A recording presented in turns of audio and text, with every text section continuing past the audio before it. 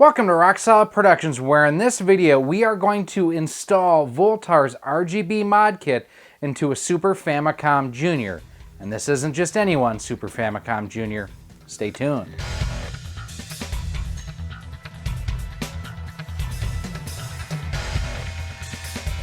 Hey everyone, Gary here with Rock Solid Productions. If this is your first time to the channel, I want to take a second to say thanks for stopping by and checking out what we have going on here with the channel. If you like what you see here, we've got tons of tutorials, tips and tricks, live stream archives, a whole lot of different videos up here on the channel for you to check out. And if you really like what you see here, do me a huge favor. Hit that subscribe button and that bell notification. That way each and every time we go live with new content, you are kept the most up to date. So about a year ago, I installed Voultar's RGB Mod Kit into my personal Super NES Jr. so I could use that system with HD Retrovision cables. It looks great. I love that. Is my definitive way to play Super NES games, is using HD Retrovision cables going through my retro tank thanks to that Voultar RGB mod. Now, about a year ago at the Missouri GameCon 2018, I got talking to a guy, you may have heard of him, Adam Koralik. If you don't know who he is, you know what you need to do? Tell him, Adam. Figure it out. That's right, figure it out. So this is his personal Super Famicom Jr. And we got to talking, and he wanted to be able to use those HD Retrovision cables on this system. I said, dude, I'll do it for you. So we are going to RGB mod Adam Koralik's personal Super Famicom Jr. So what this entails, basically, we have Voultar's RGB mod chip, we have our soldering equipment, we're going to hit the bench in a moment, and we're going to show you exactly all the steps that it takes to do this.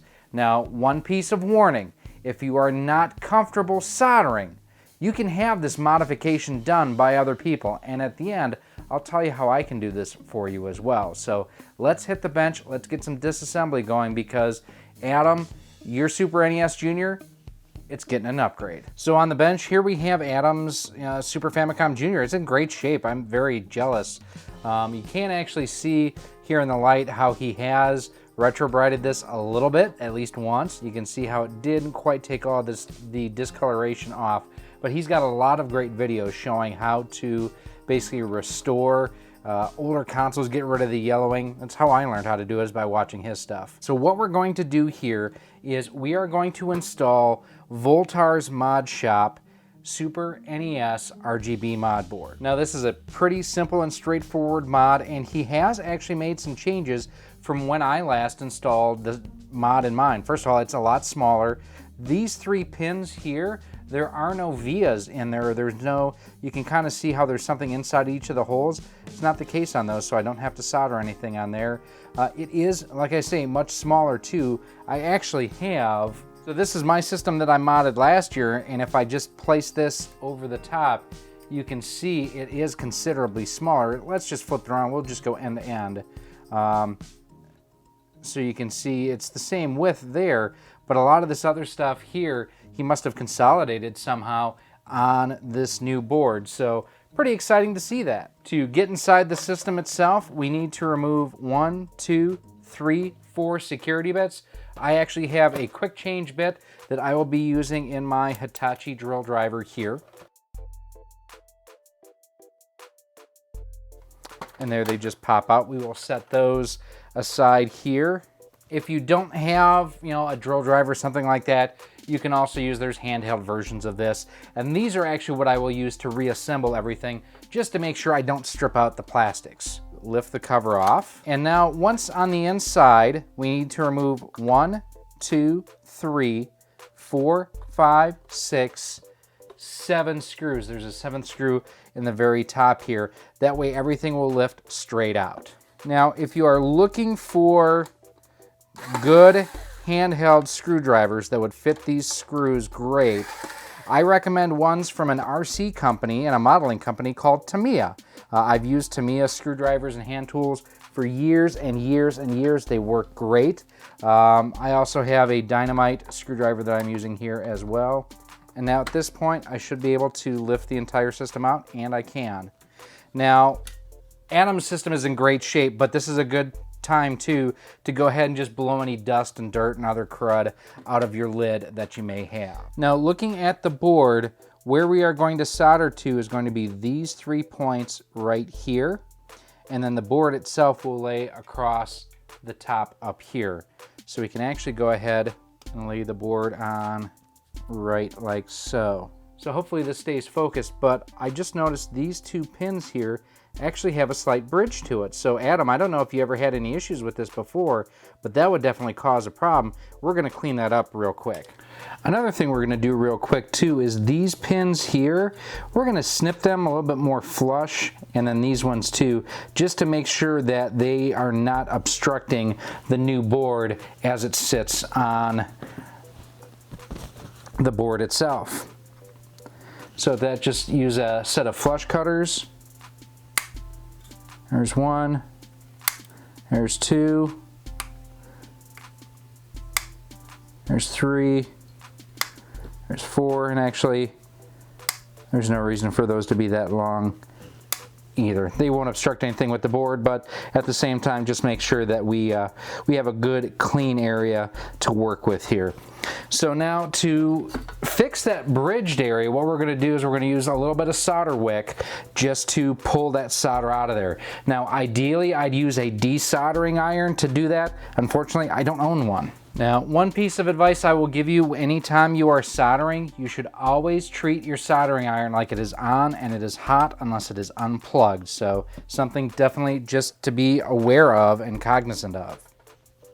So what we're going to do is we are going to apply a little bit of, so this is no clean solder flux. We're going to just put a couple drops on the board. We're going to lay our wick in here.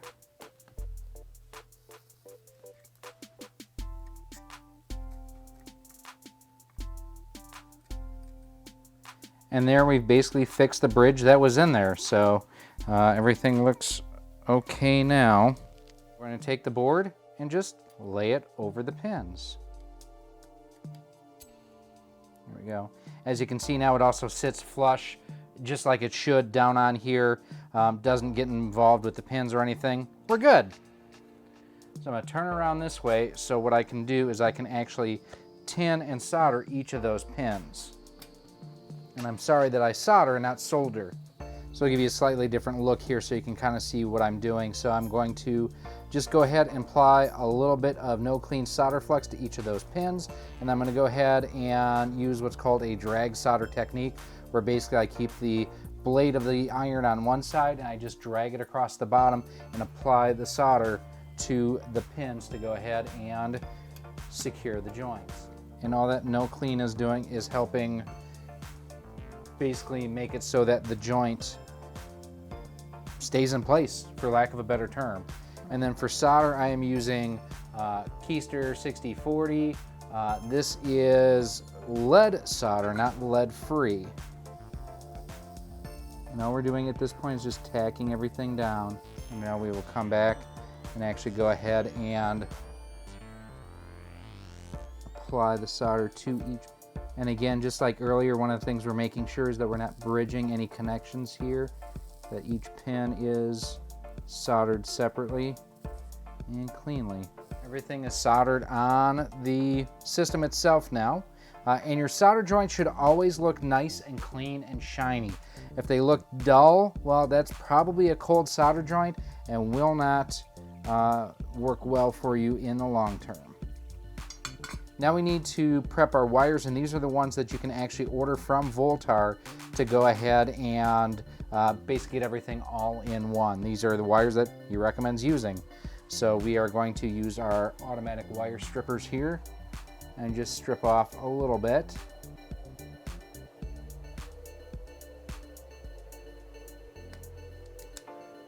And what I'm also going to do here is I'm actually only going to use 3 of these conductors. So we're going to split that one off real quick. There's that one. And we're going to set that one aside actually. And I'm going to just take my razor blade knife here, my X-Acto knife, and I'm just going to separate each of these ends so that I have a good, couple millimeters to work with here inside the console itself. There's those 3, and we'll do the same on the other end. You may not be able to tell, but there's not a whole lot of wire stripped off of here. That's okay. This insulation actually tends to shrink back a little bit as I heat it up. So that's why I'm being a little bit cautious as far as how much I strip off. It'll be okay. Now for the wires, what I'm going to do is I'm actually going to dunk them here in a little bit of solder flux paste, just to get a little bit of solder flux on them. And there should be just enough wire to fit right in those vias. And ideally, yep, there they go. They all just laid right in there perfectly. Hit it with some no clean.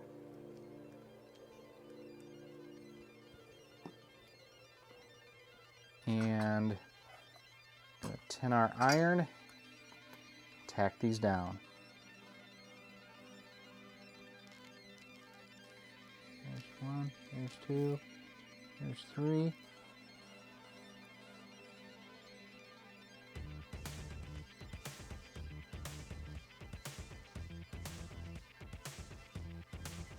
All right, and there they are tacked in. Now I will come back in a second here and just touch those up to make sure that they have good adhesion and everything on the board. But that is without a doubt one of the hardest parts of this whole thing, is just getting those to sit in as they should.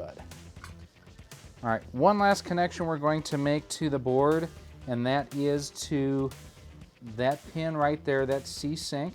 So we're going to go from there to there.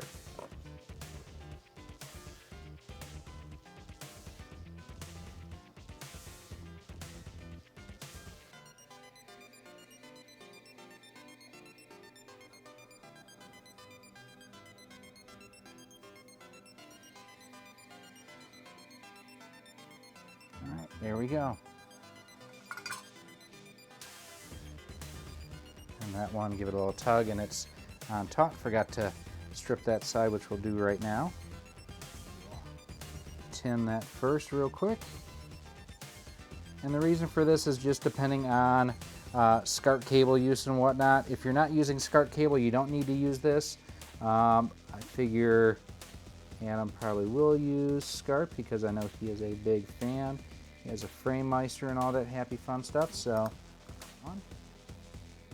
And now with our other leads, we're just going to come in here over the top. Actually shorten these up a little bit and we'll re-strip them. And just as they come off the board from left to right is how they'll get attached here too.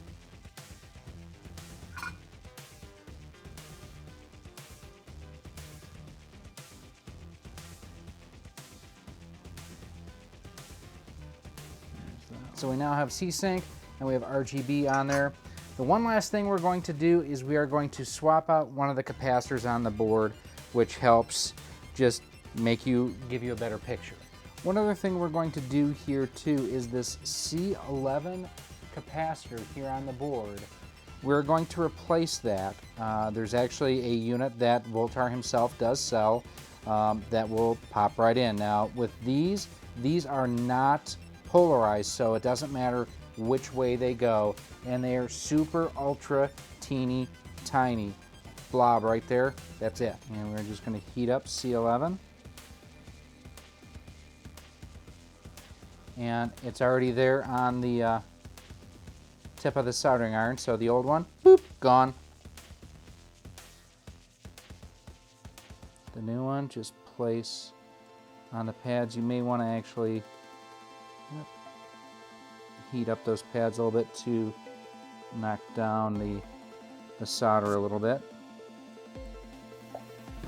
I mean, when I say this thing is teeny tiny, it is teeny tiny. You probably can't even see it on camera right now. I'm going to move it in place here. Now, this is something you need to be very careful with because heat and capacitors do not get along well. There we go, C11 has been replaced. Now at this point, we are done soldering, but we are not done and to the point where we can put the system together. We are going to turn off our soldering iron. And before we put everything back together, we actually need to clean up the board. Now, I know they call it no clean, but you still want to clean up the board. Now, there are a couple ways that you can go about cleaning the board. You can use isopropyl alcohol if you want. Do not put it in a dishwasher. I've seen that pop up lately. This is Magnum Force electric motor cleaner for RC cars and trucks. I just spray that down and then scrub it with the toothbrush. And once I'm done with that, I just use some paper towel to wipe everything off. Now we are to the point we're going to put everything back in the case where it went.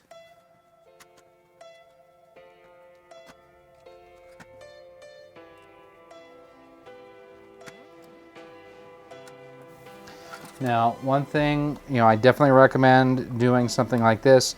Unscrew about half to a full turn before you start screwing in. That makes sure that you've got the threads seated properly and you're not cutting new threads. Now, for the other screws, I will be using this, but I'm going to have the clutch set to 1. That way it doesn't strip it out. I'm just using this to get things most of the way. I will finish tightening it up by hand.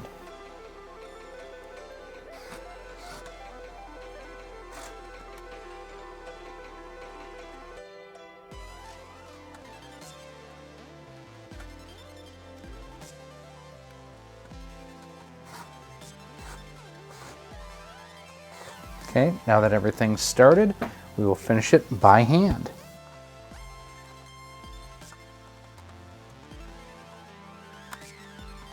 You want to make sure that the power switch is in the down position to line up with the switch on the case.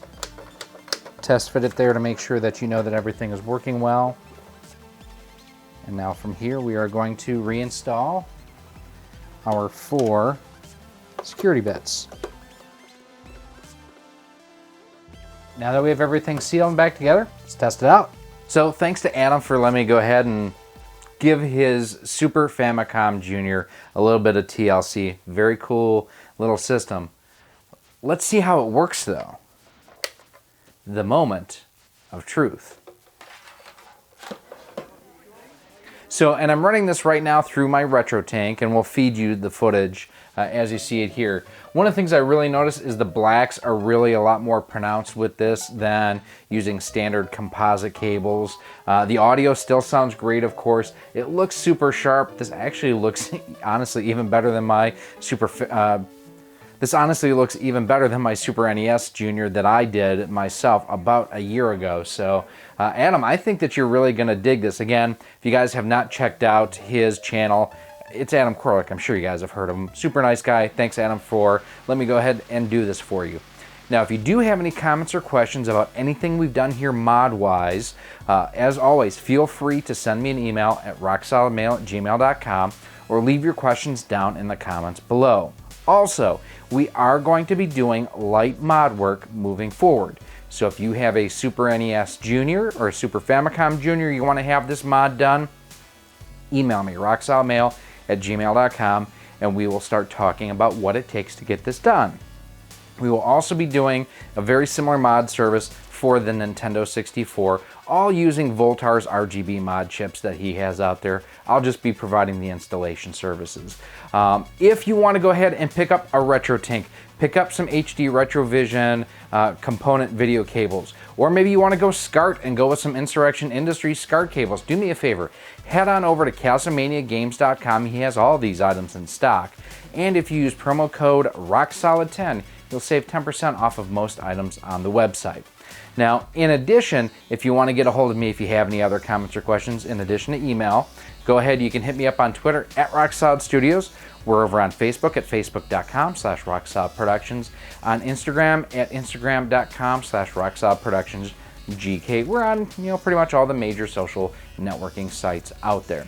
Now, if you want to help support the channel, you can do so in a couple of different ways. First and foremost is head on over to our Patreon page, patreon.com/rocksolid. For as little as $1 a month, $12 a year, you get early access to all of our video content, exclusive one-on-ones with me, and a whole lot more. We're also going to be providing Patreon supporters discounts if they do decide to have their systems RGB modded. Or basically any system mods done, really, we'll provide them a discount there too.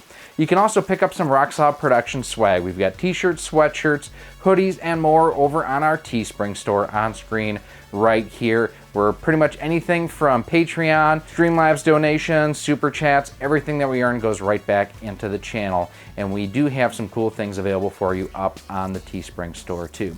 And then finally, like I mentioned at the top of this video, if you like what you see here, if you want to see more, do me a huge favor. Hit that subscribe button. That way each and every time we do have new content to go outbound and live with, you are kept the most up to date. Again, Adam, I'm jealous. This system, I honestly think this looks better than my Super NES Jr that I did.